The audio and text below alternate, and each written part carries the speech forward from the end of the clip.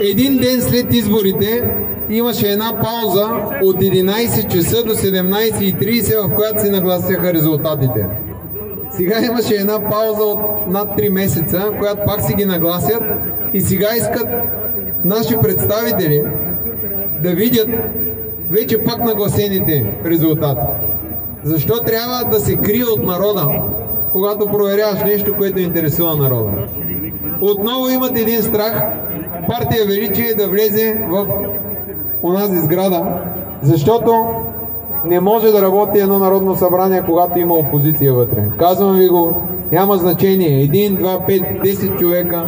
Има ли вътре опозиция, всичко се разпада. Ние имаме план, действаме си го, стъпка по стъпка. Ние задушаваме, обръча около тях се стяга и ги задушаваме и няма да могат повече да го правят това нещо и те го осъзнават. Продължаваме системно, правим го първо от краищата на страната, като постепенно ще стегнем примката до София. Те са обречени. Искам да знаете, че просто трябва да работим и трябва да се борим и 100% резултата ще бъде в наша полза. Сега предлагам да отидем да поднесем венци на паметника на Апостола на свободата, за да си спомним още един път. Първо да го почетем, да се знае, че той не е забравен. И от оня свят да види колко много хора искрено сърцата им топтят в посоката, в която той е мислил.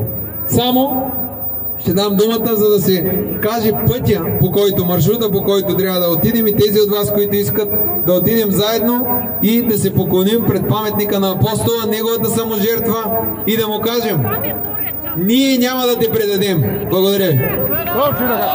Скъпи приятели, сега от тук полицията ще ни съдейства. Царя е разчистена. Имаме карт-бланш до Раковска.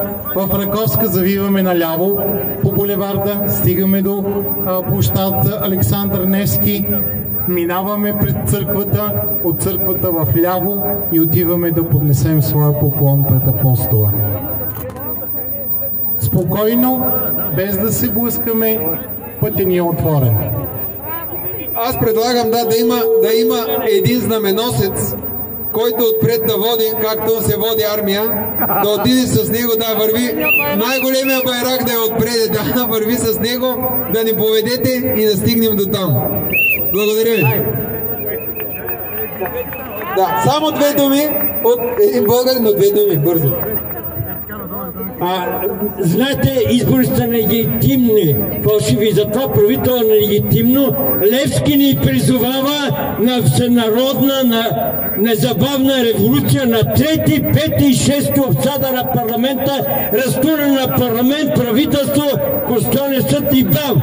3, 5 от 12 часа, 3, 4, сваляме правителство, разтурме и веднага победата е.